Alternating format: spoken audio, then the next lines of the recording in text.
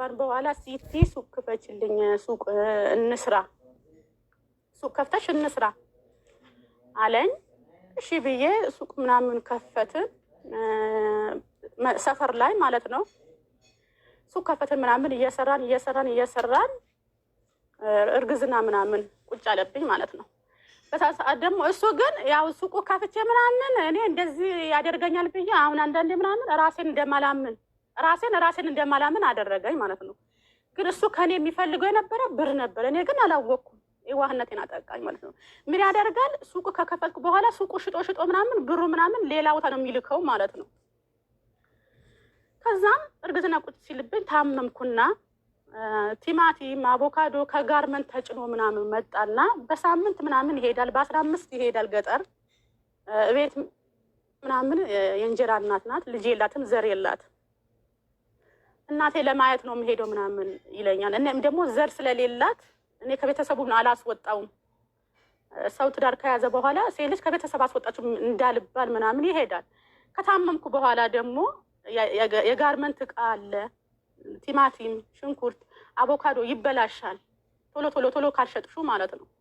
አሁን ይሄንን ሽጠህ ሂድ። በአሁኑ ሰዓት እኔ አቅም የለኝም፣ ጉልበቴ እምቢ ብሎኛል፣ ከቶኛል ጉልበቴ ምናምን ስለው የራስሽ ጉዳይ ነው ምናምን አለና ጥሎ ሄደ። ጥሎ ሲሄድ ጊዜ በቃ እሺ አንተ እንደዚህ ከሆነ ያው ኖሮ ትዳር ነው፣ ኖሮ ሞት ነው እና መታገል አለብን። መጀመሪያ እኛ በሰው መድረስ አለብን። የቤተሰብ ለመደገፍ እኛ ምናምን መስራት አለብን አልኩት። የራስሽ ጉዳይ ነው ምናምን ብሎ ጥሎኝ ሄደ ማለት ነው። ጥሎኝ ከሄደ በኋላ ሱቁ እገባለሁ፣ ምንም ነገር የለውም፣ ካርቶን ብቻ ነው ያለው፣ ግን ተደርድሮ ምናምን ሙሉ ሱቅ ነው የሚመስለው። ከዛም በኋላ 15,000 ምናምን አውጥቼ ገና ድጓሚ ምናምን ሞላሁለት። አጎቱ መጣ። እኔ መርካቶ ሂዶ ይስራ፣ እኔ ደግሞ ሱቁ ልስራ ምናምን ሲል ወንድሞቼም ነበሩ። የጉራጌ ቀመጥ አንተ ወጥተህ ስራ፣ አንቺ እዚህ ስሪ አንልም፣ ተስማምታችሁ ከሰራችሁ ስሩ፣ እሱ ወጥቶ ይስራ፣ ካልሆነ የእኛ ፍርድ ደግሞ ሱቁ ይስራበት ነው፣ ያልማውም ያጥፋውም ሱቁ ይስራበት አሉን። ያው ከቤተሰብም አትወጪም ከሽማግሌ አትወጪም፣ እሺ ብዬ ተውኩት ማለት ነው። እኔ ደግሞ የራሴ ስራ ጀመርኩ። የራሴ ጀበና ምናምን ወደ አገና የሚባል ቦታ ህውዬ እየሰማሽኝ ነው? ወደ አገና የሚባል ቦታ ሲቲና በደንብ እየሰማሽ ነው። 4,900 ሰው ቁጭ ብሎ እያዳመጠሽ ነው። ሴቶች ካንቺ ይማራሉ፣ ብዙ ሴቶች እና የራሴ ስራ ጀመርኩ። አገና የሚባል ቦታ የ3 ቀን መንገድ ነው ከአዲስ አበባ። እኔ የቦጀባር ልጅ ነኝ። እናቴ ጋር ሄጄ አደርኩ። የማግስቱ ሌሊት አዛን ሲል ወደ አገና፣ ከአገና ደግሞ ያጀበና ስለቅም ጫፎቹ ምናምን እንዳይሰበሩን እሱን እየጠቀለልኩ እጆቹ ምናምን እንዳይሰበሩ እሱን እየጠቀለል እንትን ያልኩ ማታ ምናምን ጨርሼ ዳገት ቦታ ነው ተሸክሜ ወዛደር እንዳላሸክም ራሴን ተሸክሜ አወጣና ወደ ቦጀባር እጭናለሁ። ቦጀባር ምናምን የሆነ ቤት አስገብቼ አሳድሬ እናቴ ጋር ሄጄ አድሬ የማግስቱ ወደ አዲስ አበባ እመጣለሁ። ከዛስ ምናምን ቡላ፣ ቆጮ፣ ቂቤ በቃ ስራ አለው የተባለ ነገር ይሄ ያገኝበታለሁ ያልኩ ነገር ምናምን እሰራለሁ ማለት ነው። እንደዚህም እየሰራ ጀበናው ትቼ ያው እርግዝና ምናምን ስለደረስኩ በመኪና ጭኜ ምናምን ቆጮና ቡላ፣ ቂቤ ምናምን ማምጣት ጀመርኩ። ግን እርጉዝ ነኝ ምናምን አልልም ነበር። ያገኘሁ ስራ እሰራለሁ። ለምን አረብ ሀገር ሄጄ ምናምን የሰው ሽንት ቤት እያጠብኩ ሰርቼ ምናምን አላህ በረካ አድርግሽ አልባልም ነበረ። ግን አገሬ ላይ መስራት አለብኝ። ራሴ ምናምን ኮራ አላደርግም ነበር። ትንሽ ሆኜ እግሬ ተቋረጠ ወይ ልብስ አለበስኩም አልልም ነበር። ለስራ በጣም ጎበዝ ነበርኩ ማለት ነው። ከዛም ከወለድኩ በኋላ ሙሉ ኦፕሬሽን ነው የወለድኩት እና ያው አላህ የቀደረ ነው። ግን ጥሩ ትዳር ቢኖረኝ ጥሩ ባል ቢኖረኝ የዛን ቀን ኦፕሬሽን አልሆንም ነበረ። ምክንያቱም ራብ ምናምን ያዘኝ፣ ራብ ለቀቀብኝ። በቃ ሰው ብሰጭኝ የዛኔ ሰው በላ ነበረ። 3 ቀን ምናምን አለ ምግብ ምናምን እያማጥኩ ማለት ነው። ሐኪሞቹ ኦፕሬሽን አትደረጊም፣ ምስትሽም አትደረጊም፣ በሰላም ተወልጃለሽ ነው የተባልኩት የነበረው ማለት ነው። ግን አጠገቤ ምናምን ስላልነበረ ግን የቀደረው አላህ ነው። ግን እኔ የምለው ምናምን የዛኔ ጥሩ ትዳር ቢኖረኝ ጥሩ ባል ቢኖረኝ ኦፕሬሽን አልሆንም ነበረ እና አላህ ገላገለኝ። ወለድኩ። ከወለድኩ በኋላ ደግሞ ኮንትራት በ1500 ሰፈር ሊያደርስ ተስማማን። በ1500 ተስማማንና ፏአድ አልኩት። አቤት ልጁን አንተ ያዘው። ከሆስፒታል ወጥተሽ ከሆስፒታል ኦፕሬሽን ሆንኩ ቀን ማለት ከሆስፒታል ስወጣ ማለት ነው። ልጁን ያዘው። እኔ ሆዴ ላቅፈው ቁስሉን ማለት ነው እንዳይፈታብኝ ከፍ ዝቅ ምናምን መንገዱ ስለሚል እኔ ሆዴ ላቅፍ፣ አንተ ልጁን አቅፈውና አስፋልት ወጥተን በ10 ብር እንሳፈራለን። ግን በአሁኑ ሰዓት በጣም ያናድደኛል። ለምን እንደዚህ ሆንኩ? ለኮንትራት ታክሲ 1500 ብር የምትከፊው አተሽ ነው ወይስ ሰስከሽ ነው? ሰስቼ በዛ ደግሞ የሆነ ነገር ይገዛልኛል ተብዬ ሰስቼ ነው። ታውቂያለሽ፣ ለቤቴ ይተርፈኛል ነው። ራስሽን እየበደልሽ ነበር ማለት ነው። ለትዳርሽ ትዳርሽን ለማቆም ራስሽን እየበደልሽ ነበር። በኦፕሬሽን ወልደሽ ከሆስፒታል የኮንትራት ታክሲ ከሆስፒታሉ ቤት 1500 ሪያል 1500 የኢትዮጵያ ብር ላለመክፈል ችግራችን ይብሳል ብለሽ ለትዳርሽ አስቀርተሽ፣ አንቺ ግን በ10 ብር ታክሲ ቁስልሽን ሆድሽን አቅፈሽ ሄድሽ ማለት ነው። 10 ብር ከፍዬ ወደ አስኮ ምናምን መጠን ከአስኮ ደግሞ 50 ብር ተሳፈርን። ቡራዮ ከደረስን በኋላ የሆነ ወንድሜ ባጃጅ አለው መጣንና ተቀበለን። ከዛም በኋላ እኔ ቤት ደርሶ እንዳይወጣ ቡራዮ የሚባል ቦታ ትንሽ ከተማ ነው።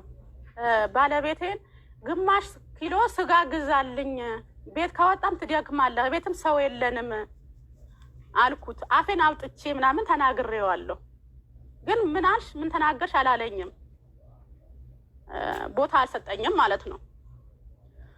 ከዛም ወደ ቤት ሄድኩና ምን ትበያለሽ ማለት ምን ትጠጫለሽ? አላረደልሽም ባልሽ? ሲወለድ እኮ ይታረዳል በጋ አላረደ ግን ላልመድ አላህ ደግሞ ለእኔ ምን መሰለሽ፣ አላህ ደግሞ ለእኔም ይጠይቀኛል እኮ ውሸት አልናገርም። እኔ ወልጄ በእሱ ግማሽ ኪሎ ስጋ ነው ያገኘሁት። እሱም ሰው ጠይቆት ማለት ነው። ከዛም የዛን ቀን የወንድሜ ሚስት አላህ በረካ አድርጋት ምበላ ነገር እቤት አለ ወይ ምናምን አለች። ምንም የለም አልኳት። አይቤ ሰርታ ይዛ መጣች። እናም ደግሞ እናቴ በደንብ መረቀችኝ። አራስ በቃ ሁሉም ነገር በአንድ ሙሉ መኪና ጭና እናቴ መታረደችልኝ። እናቴ አልኳት በቃ ሁሉም ነገር አመጣች። ቡላ፣ ቆጮ፣ የጎመን ክትፎ ምናምን በቃ ብዙ ነገር ምናምን ይዛ መጣችና እናቴ አልኳት አትረጂ፣ የመጨረሻ ልጅ ቤት እኔ ነኝ። ሁላችንም አዲስ አበባ ነው። 2 እህቶች ነው ገጠር ያሉ። አስም አለባት፣ ደም ብዛት አለባት። ሲያስላት ፊንጢጣ ወደ ውጭ ይወጣ ነበር። እኛ እስከምንደርስ ድረስ በዛ ብር ትታከሚያለሽ፣ እኔ ካመጣሽ በቂ ነው፣ አትረጂ ምናምን አልኳት። ባልሽ በጎመን መጣች አይለኝ ምናምን ብላ እናቴን አርዳ አረሰችኝ። ግን ምን አለችኝ? ሲቲ ያለችኝ። አቤት አልኳት። አላህ ነግሮታል ለሷ ማለት ነው። ከዚህ በኋላ ላልመርቅሽ እችላለሁ አለችኝ እናቴ። ምን አለችኝ? አራስ ስትወጪ ቁስልሽ ላይደርቅ ይችላል፣ ገጠር ትመጫለሽ፣ ልጅሽ ወተት ይጠጣል አለች እናቴ። ሄደች። በወለድኩ በ15 ቀን ድንገት ምናምን አጣኋት እናቴ። ግን ሐሙስ ቀን ቅዳሜ ቀን ልትሞት እሑድ ቀን ልትሞት ቅዳሜ እናቴን ደወልኩላት። ምን ትለኝ ነበረ ሀቡዬ? በቃ እኔ ስቆሽሽ እናቴን አይመቻትም ነበረ። ከሚገርምሽ ሹሩባ ስትሰራ ጊዜ እናቴ ጭንቅላቴ ተስመው ነበረ። ለእኔ ዓለም በሙሉ ሁሉ ቢሰበሰብ የኔ እናት አለች አልልም ነበር። እናቴ በጣም ጥሩ ነበረች። በቃ ቅዳሜ ቀን ደወልኩላት። እሷን እንደምትሞት ነገረችኝ። ያ እሞታለሁ አላለችኝም። ሲቲ ከዚህ በኋላ እኔ ምንም አላደርግልሽም፣ ከዚህ በኋላ ኖርኩም አልጠቅምሽም ማለት እናቴ እንገባብሽ አላህ ያስቀምጥሽ ብዬ ሳለቅስበት በቃ አውቄ ነው ምናምን አለች።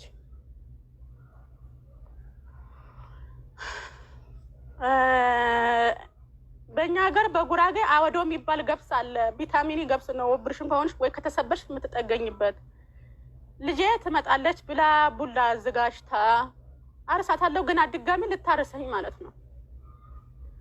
ቡላ አስቀምጣ ገብስ ምናምን አዘጋጅታ እና እናቴ ስደውልልኝ ሌላ ጊዜ ምናምን አልመጣም ብያት አላውቅም። በደወለችልኝ ሰዓት ናፈቅሽኝ ባለችኝ ሰዓት እሄዳለሁ።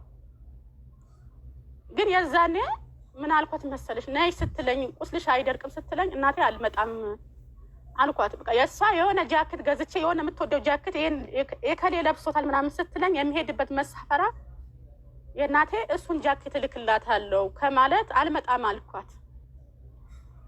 ግን ቅዳሜ ማታ ምናምን እሻ ተሰግዶ መህሪ ተሰግዶ እሻ በደረሰበት ሰዓት ደወልን። እናቴ ናፈቀችኝ አልኳት። ጎረቤቴ እናቴ የሆነ ልቤ ይጨናነቀኛል፣ እናቴን ካልደወልኩላት ድምጿን ካልሰማሁላት ሰላም አላገኝም ብዬ የ10 ብር ካርድ ሞልቼ እናቴን ደወልኩላት። ስደውልላት ደህና ነኝ ምናምን ምንም አልሆንኩም ምናምን አለች። እሑድ ቀን ደግሞ አራሳት ነፍሷ ወጣ።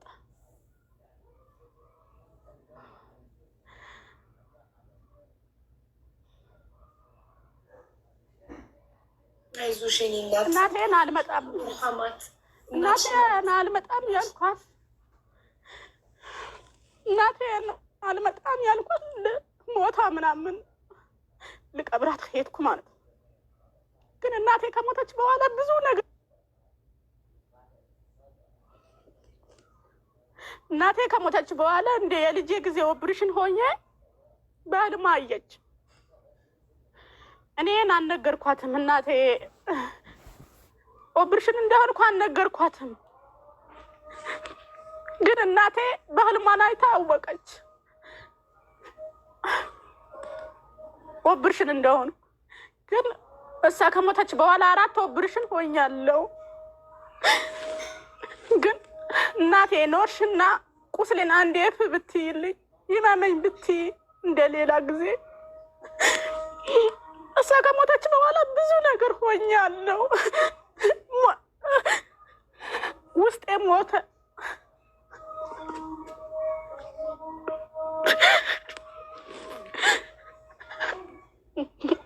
ሲኪናዬ አይዞሽ፣ እኔ እናት ውሃ የለም አጠገብሽ፣ እማ ውሃ ጠጪ፣ አይዞሽ።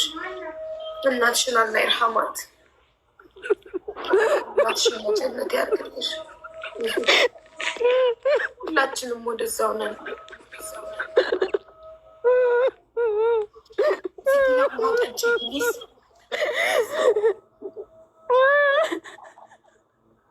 አይዞሽ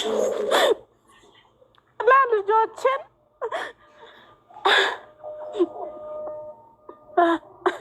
ውለጂ አሳድጊ ትይኝ ነበረ። አሁን ወልጅ ያለው እናቴ ልጄን እንዳታሳድጊ ነው። እንዴት ተሸነፍሽ እላታለሁ አንዳንዴ ማለት ነው። እናቴ በጣም ጎበዝ ነበረች። ግን አንዳንዴ ያው የማይቀረው ትሄጃለሽ። ግን እሷ ከሞተች በኋላ ብዙ ነገር ሆኛለሁ። የሆንኩት ውስጤን ሞተዋል። ሞራኔ ምናምን ሌላ ጊዜ ምናምን ከሚገርምሽ 8 ዓመት ስሰራ እንደዛ አይነት ራሴን እጠይቀዋለሁ። እንደዛ አይነት ስሜት ምናምን አይሰማኝም ነበር። ግን በአሁኑ ሰዓት ምናምን ለምን እንደሆነ አላውቅም፣ ይከፋኛል በጣም። እናቴ ብነግርሽ እስኪ አንዴ ዱዓ አድርጊልኝ ብልሽ እና አንዳንዴ ስትቸገሪ ምናምን እናቴ ዱዓ አድርጊልኝ ትያለሽ።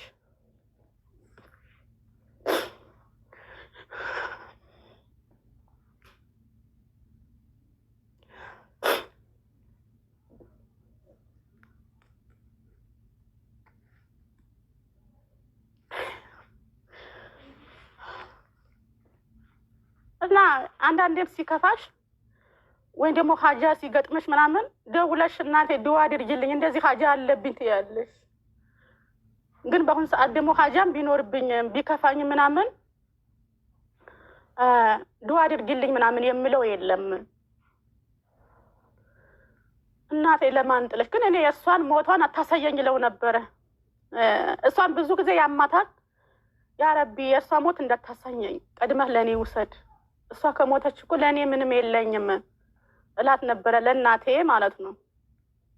ግን እሷ ከሞተች በኋላ ያው ታመምኩ፣ በእሷ ምናምን በሀዘንም ታመምኩ። በቃ ሐኪም ቤትም ገብቻለሁ፣ 10 የግል ሐኪም ቤት ገብቻለሁ። በሽታው ሊገኝ አልተቻለ። መጨረሻ ጊዜ በሆዴ ላይ ነበረ አስረሳው እንድስነሳ ኦፕሬሽን መሆን አለብሽ፣ የአሟ ጠጠርና የኩላሊት ጠጠር ምናምን አለብሽ ተባልኩ እና የአሟ ጠጠርና የኩላሊት ጠጠር ኦፕሬሽን 5 ኦፕሬሽን፣ በአጠቃላይ 5 ኦፕሬሽን። ከዛም ልጄን አመጣኋት። እናቴ ከሞተች በኋላ ያው እናቴ ነው የምታሳድጋት የነበረ። ልጄን አመጣኋት። ካመጣኋት በኋላ በጣም ተቀየረ እና ስሟን ለመጥራት ዝግንን ይለው ነበር። አስፋልት ላይ የሰው ልጅ ይስማል፣ ከረሜላ ይሰጣል። የእኔ ልጅ ምናምን ከረሜላ አይሰጥም ነበረ። ልጁን አዝላ ትወጣለች። የራሱ ልጅ አዝላ ወንድሟን አዝላ ስትወጣ ለልጁ ከረሜላ ይሰጣል፣ ለሷ ከረሜላ አይሰጣትም ነበረ። እዛ ሰዓት ደግሞ ይሰማኝ ነበረ እናቴ ብትኖሪ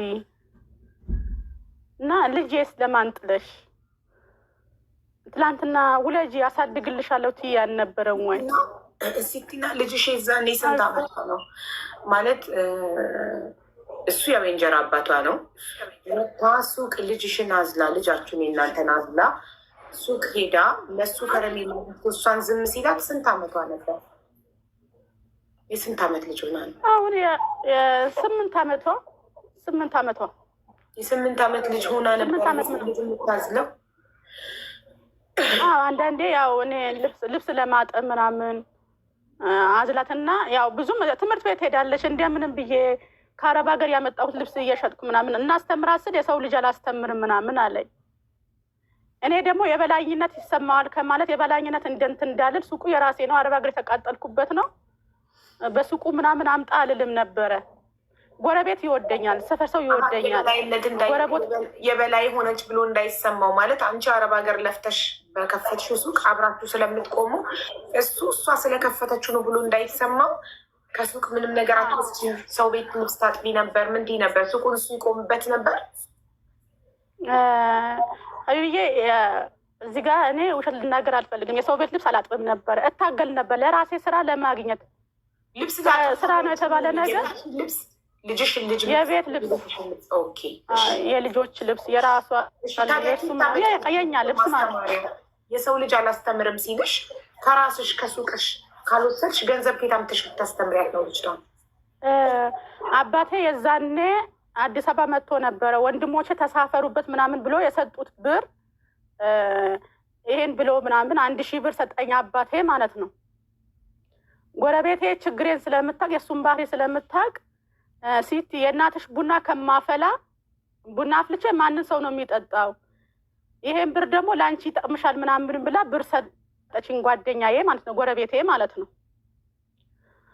አሁንም ሌላ የእሷን ባላም ደግሞ ድጋሚ 500 ብር ሰጠኝና እሱን አድርጌ መርካቶ ሄጄ ደብተራ ምናምን ከመከፋፈያ አውጥቼ ደብተራ ምናምን ገዛሁላት። ከዛም በኋላ ያው እኔም እንዳልኩሽም ቡላ ሸጣለሁ። አንዳንድ ነገር ከገበያ ጎመን ምናምን ከመርካቶ ሄጄ ጎመን አመጣለሁ። ምን እላለሁ፣ ስራ አልንቅም፣ ልጅ አዝዬም ማለት ነው።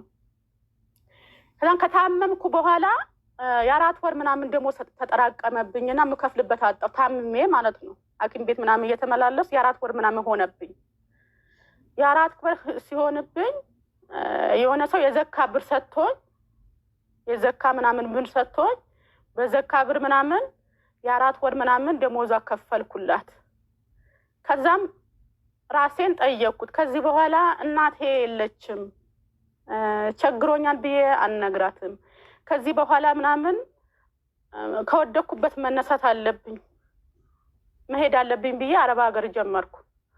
ከወንድሜ ምናምን ብር ተበድሬ ሱቁም እንደዚህ እንዳለ ትቼ አረብ ሀገር ሄድኩ ማለት ነው። አረብ ሀገር ከሄድኩ በኋላ ያው በ6ኛ ወሬ ነው የሄድኩት። 4 ኦፕሬሽን ከሆንኩ በኋላ አረብ ሀገር ከሄድኩ በኋላ ቁስሎች የተፈቱብኝ ፎቅና ምድር ምናምን እያልኩ ሆዴን ያሳክከኝ ነበረ እና 3 ቀን ምናምን ሐኪም ቤት ተኝቻለሁ። በቁስል ምናምን ለሱ ነገርኩት። እንደዚህ ሆዴ ምናምን አሞኛል፣ ቁስሌ ተፈቶብኛል አልኩት።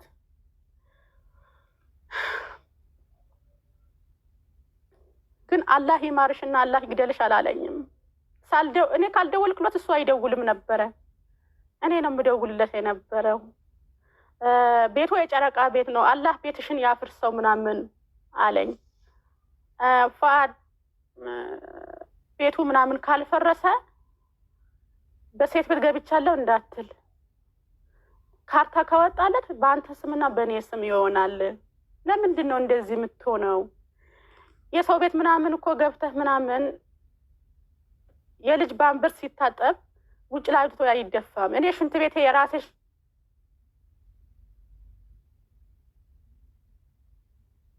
ሽንት ቤት ስለሆነ የልጅ ደግሞ ክራይ ከሆነ ሽንት ቤት ሞላብኝ ነው የሚባለው። ለምን ይሄ ነገር አታውቅም ብዬ ተናገርኩት ማለት ነው። እንደዚህም እያለን የጣራና ግድግዳ ይመጣል እከፍላለሁ። ቤት ምናምን ደግሞ ትንሹ ቤት ምናምን የዛኔ ያልተከራየም ነበር አሳድሰውና የልጄ የትንሹ ህፃኑ በወርም እንደምትልክለት አደረኩት ብዬዋለሁ። ብር ላኩለት ሊያሳድስ ምናምን ቤቱ አከራየው። ግን ብሩ የልጁ ምናምን አይልክም ነበረ የህፃኑ ማለት ነው። ምናልባት የህፃኑ በአንበርስ ገዝቶ ነው የሚልክለት የነበረው ህፃኑ ማለት ነው። እንደዚህም እያለን ነካስ እሱ ሱቁ ምናምን ጭኖ ከመጀመሪያ ያለበት ቦታ ጭኖ ወደ ከተማ ጭኖ ሄደዋል።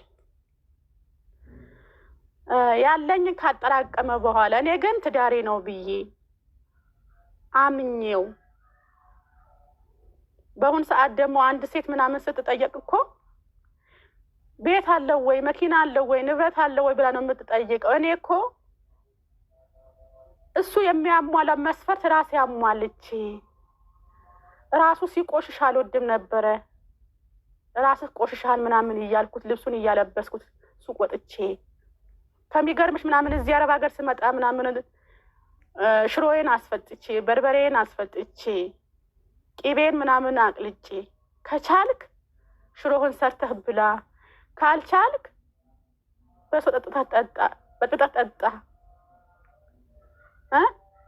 ብዬ ሁሉም ነገር አድርጌ ዛሬ እኔ ጉልበቴ ምናምን ሲያዝ ጉልበቴ ሲደክም አዘን ሲበረታብኝ 500 ብርሽን ተሸክማ ማንም ሴት አትወጣም ልታገል ብዬ በወጣሁበት የኢትዮጵያ ወንዶች ይፍረዱኝ ይሄ ነገር ማለት ነው። የወለደ ይፍረደኝ ይሄ ማለት ነው።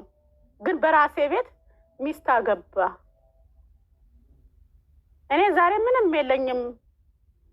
በአሁን ሰዓት ከቡዬ አቅም የለኝም። እግሮቼ እጥፍ አድርጌ መቀመጥ አልችልም።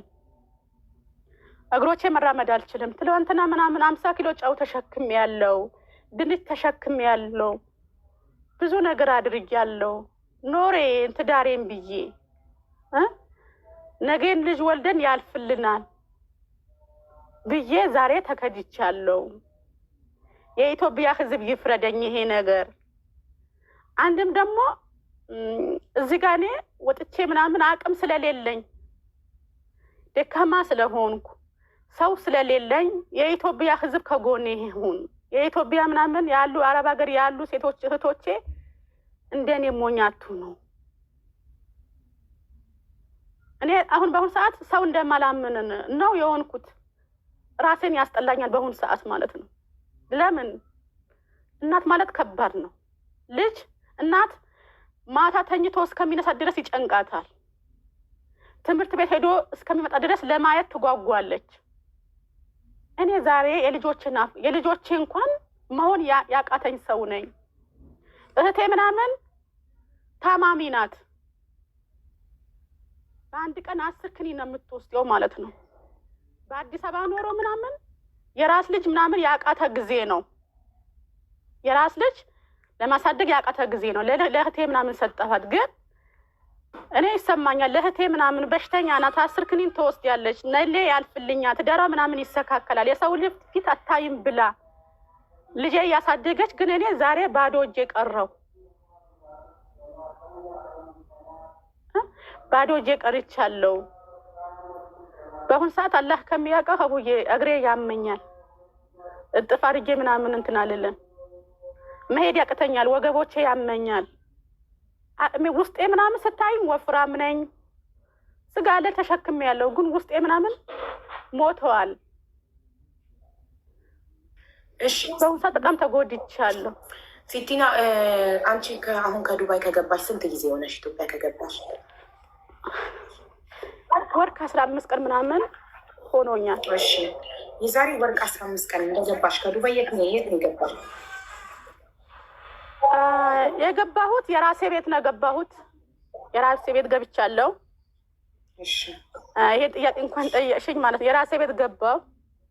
ወንድሞችን ሰበሰብኩ። እኔ እንደዚህ ብሎኛል ባለቤት ያልኳቸው። አልፈልግሽም ሲልሽ የት ነበር? እሱ ፈትቼሻለሁ ሲልሽ በስልክ ነው? ዱባይ እያለሽ ነው? አረብ ሀገር እያለሁ ፈትቼሻለሁ። እኔ ግን አይደውለልኝም። እኔ ደውዬ አካውንት ስጠኝ ስለው ያወጣሁት ምላስ አላስገባሁትም። ትላንትና እሱ ምንም ነገር አልነበረውም። አረብ ሀገር ምን ትሆናለች ምናምን አላለኝም። በቃ ብዙ ነገር አውራርዶ ነው የሰደበኝ ማለት ነው። አንቺ ምናምን ከዚህ በኋላ አታስፈልጊኝ። ወደዛ ነው ያለሽ፣ ወደዚህ ነይ። እንዲህ ተቆርጠሻል። እግሬ ምናምን ስላመመኝ እግሬን ዘረጋሁት። ለዛ ነው እና ትላንትና እሱ ምንም ነገር አልነበረም። አላህ በሚያውቀው የሚለብሰው ልብስ አልነበረውም። እቁብ ገብቼ ልብስ ገዝቼለታለሁ። ልብስ አልነበረውም፣ ገዝቼለታለሁ። ግን በነጠላ ጫማ ምናምን ነው የሚሄድ የነበረው።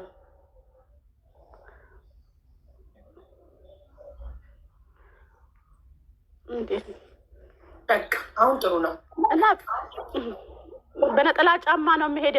ጫማ ይሰፋልኝና በነጠላ ጫማ ምናምን ሄደ። የራሴ ምናምን ጫማ ነበረኝ። የሱ ቅያይር ጫማ ነበረ። የሆነ ጊዜ ነጠላ ጫማ ገዝቶ አንቺ አትለብሸውም ብሎ በቢላ ቆረጠው። ለማንም አልተናገርኩም። አሁንም ደግሞ እንዳልኩሽም የፈታኝ አረብ ሀገር ነው። ፈትቼሻለሁ ምናምን አለኝ። ጓደኛ የደወለችለት ሁለተኛ በስልክን እንዳትደውል እኔ አልፈልጋትም ብሎ አላት። ተነስቼ ከመጣ በኋላ ቤቴን ገባሁ። እመጣለሁ ብዬ ለማንም አልተናገርኩም። ቤቴ ከገባሁ በኋላ ወንድሞቼ ነገርኩ። ማታ ምናምን ከስራ መጣ። እሱ አይ ፈትቼሻለሁ በ3 ብሎኛል። ይሄ ነቅቡስ አንድ ውሳስ ፈልጌ ያመጣው ፈትቼሻለሁ ካለ እንዴት አንድ ላይ አንድ ቤት እናድራለን አልኩት። አይ ሌላም ውስታዝ ምናምን ከኛ በላይ የሚያውቁ ውስታዝ ይጨመር ምናምን ተባለ። ውስታዝ ተጨመረ። የማግስቱ ማለት ነው። ምን አለሽ? በ3 ፈትቼሻለሁ።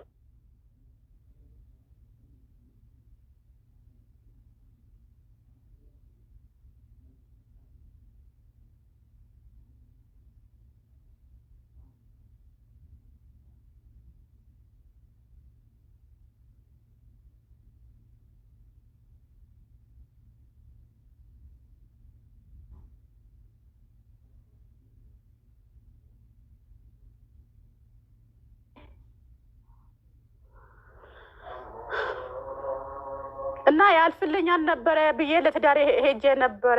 ዛሬ ምናምን ቆሽሻ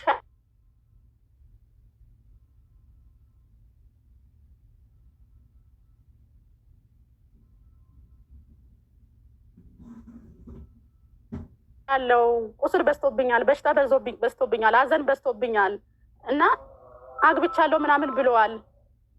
ለካን የሚውቶኝ ታሽ ምናምን ብሎ ጠየቁ። የፈታኝ በ3 ነው። ፈትቼሻለሁ፣ አንድ ፈትቼሻለሁ፣ በ3 ምናምን ብለዋል። ወይ አይ በ3 ፈታሁሽ አለ እና በ3 ከሆነ ትቆራረጫለሽ።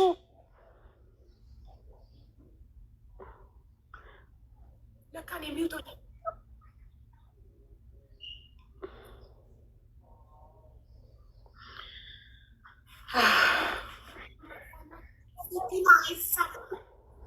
ኖትወርኩ ነው መሰል። ስልክሽን እኮ ባትነካኪው ጥሩ ነበር እኮ። ለምንድን ነው የምትነካኪው? ኖትወርኩ ነው። አንዳንዴ ኖትወርክ ምናምን እንትን ይላል እኮ። ስልክሽን አትነካኪው በእጅሽ። ኖትወርኩ ያስቸግራል ያለንበት ቦታ። እሺ አትነካኪው። ስልክሽ ባለበት ቆንጆ ነበረ። አትነካኪው፣ አትንኪው በእጅሽ።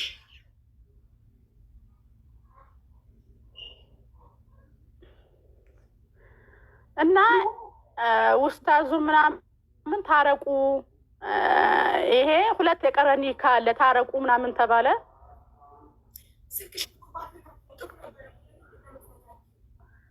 የሆነ ሰው ደውሎልኝ ለመዝጋት ነው።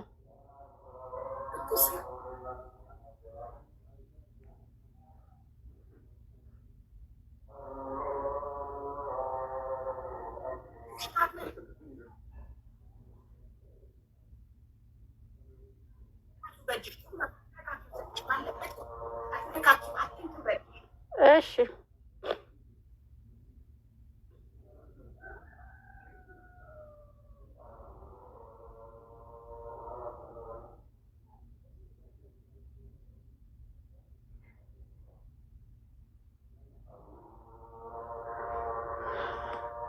እና ኔትወርኩ ምናምን እንትን አለ። ኔትወርኩ እየረበሸ ነው።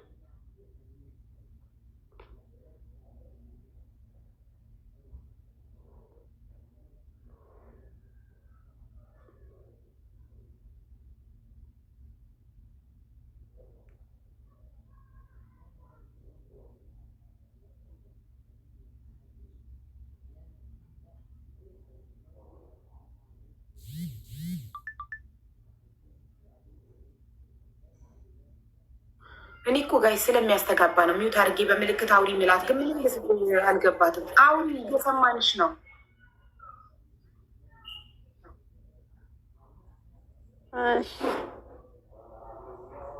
እንትን አትበለው፣ ኔትወርኩ ነው መሰለኝ።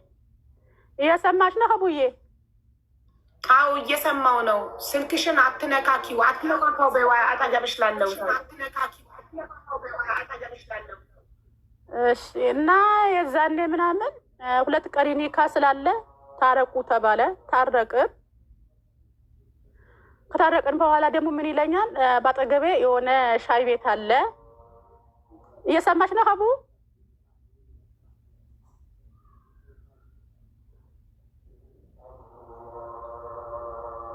አዎ ምልክት አይገባሽም እናቴ?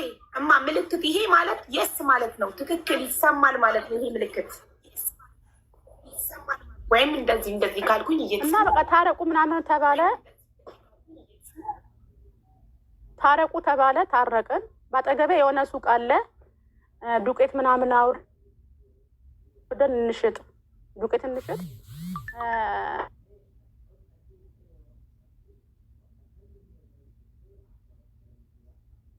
እና ብር አልኩት። እሺ ምናምን 100,000 ብር ነበረኝ። እሺ ምናምን ችግር የለም አልኩት። ከዛም ቤት ውስጥ ምናምን እሺን ምን እንዳልኩት ቤት ውስጥ የሆነ እቃ አገኘው። መጀመሪያ የመጣሁ ቀን ምናምን የሴቶች እቃ ምናምን ነበረ፣ ሴት የምትጠቀምበት እቃ ምናምን ነበረ። ሰብስቦ ምናምን እያወጣ አየሁት። ሽማግሌም አይቷል የዛኔ። እኔ ግን አልተናገርኩም፣ ዝም አልኩ። እየሰማሽ ነው ሀቡዬ? አዎ። ወይ ስለተደወለብሽ ነው። ወተሽ ግቢ ማሪ። እንደዚህ መዛለቅ አንችልም። ወተሽ ግቢ። ስለተደወለብሽ ነው። አንዴ ነቅያታለሁ። ወታ እንድትገባ ስለተደወለባት ነው እንደዚህ የሚሆነው። ላይቭ ላይ ሆናችሁ ስልክ ከተደወለ በኋላ ያስተጋባል። ከተደወለ በኋላ ቆይቶ ነው ሰው የሚናገረው የሚደርሳችሁ። ሰው ወታ ስትገባ ሪፍሬሽ ያደርጋል። ኪያ ቢዩቲን ፎሎ አድርጓት ጋይስ። ኪያ ቢዩቲ የምትገኘው በቤይሩት ነው። እናም የምትሸጠው ደግሞ ፀጉሮች፣ የፀጉር ቅባቶች፣ የፊት የቆዳ መጠበቂያዎች፣ ልብሶች፣ የባልትና ውጤቶችን እንዳለ ከኢትዮጵያ እያመጣች በአጠቃላይ የማትይዘው ነገር የላትም። ኪያ ቢዩቲ ጋር የሌለው የለም ብቻ ነው። ስለዚህ ኪያ ቢዩቲን ፎሎ አድርጋችሁ በቤይሩት የምትገኙ በሙሉ ግዟት።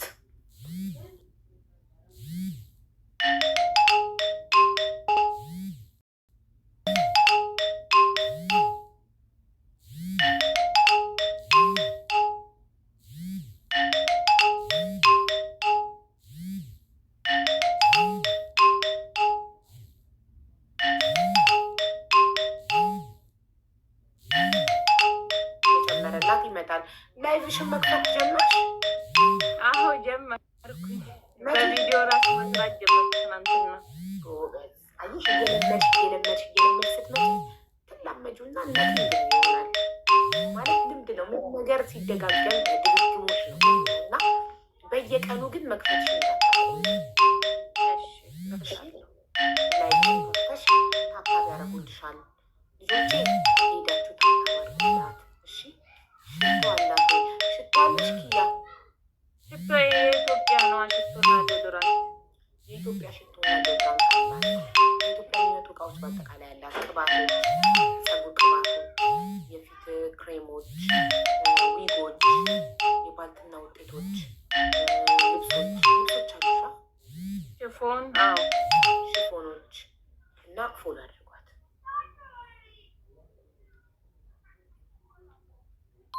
አመሰግናለሁ ሀብዬ። ቤሩት ላይ የተለያየ ቅባቶችን ከፈለጋችሁ ያው ሁሉም ቦታ ንገሪያቸው ማለት ሲቲናን ሁሉም ቦታ እናደርሳለን። ገጠርም ከተማም ርቀት አይገድበንም ማለት ነው። ያውም ደግሞ የምናደርሰው በነፃ ድሪቨሪ ነው። ምንም ክፍያ የለውም ማለት ነው። የእቃችሁ ብቻ ነው የምትከፍሉ። ሲቲና ጻፊ